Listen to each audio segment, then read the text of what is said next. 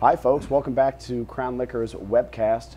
Today we're shooting live from Ball and Biscuit with Mr. Zach Wilks, who is the owner-operator of this wonderful establishment. And we're here to talk to you a little bit about a High West whiskey event that we're going to have on October 11th, which happens to be next Thursday.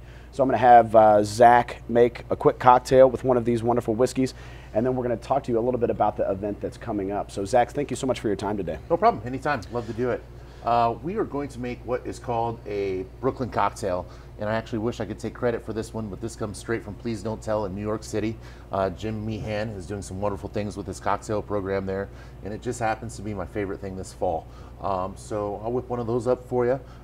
First thing you want to do is chill a glass, and we're going to start with a pint glass of ice, and we're going to build the cocktail from the top up, or from the bottom up. And we're going to do a full 1.5 ounces of High West Double Rye, 3/4 ounce of dry vermouth. My palate's getting excited already. 3/4 ounce of sweet vermouth. It's essentially a twist on a perfect Manhattan. Okay. And the twist is Luxardo Maraschino liqueur. That stuff's And absolutely we're going to do 3/4 ounce of that as well.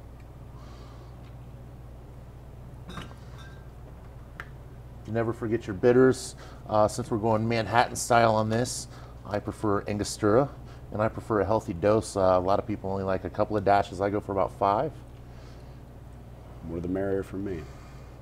And we're going to stir this guy up. The reason we're going to stir this instead of shake it, a little known fact, especially if you're going to make these at home, whiskeys and gins in particular have essential oils that if you shake them, they'll get too cold and you'll miss out on a lot of the flavors that will be in the cocktail. So we're just going to stir this guy up. It keeps it nice and clear, keeps the cocktail looking beautiful as well. Just stir it for a good 30 or 40 seconds, and that'll make sure it's nice and chilled down, well mixed.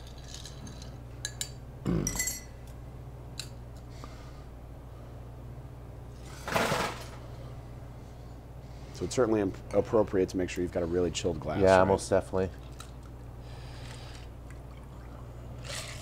And we've got these fancy Italian cherries here that we soak in brandy for 2 weeks. And we'll do a little garnish with that. Sounds perfect. There we go. Have a taste. Sounds great. So talk to me a little bit about this event that's coming up and how it came to be. I think we were probably one of the first vendors in Indianapolis, or the first bars in Indianapolis to carry the High West stuff. And I was lucky enough to meet Troy, and the guys from Crossroads brought him in, and I love the whiskey. So when the opportunity came about to celebrate Whiskey Fest next week on Friday, and do a great event the night before with the makers of the whiskey and the owners of the whiskey, I was all about it.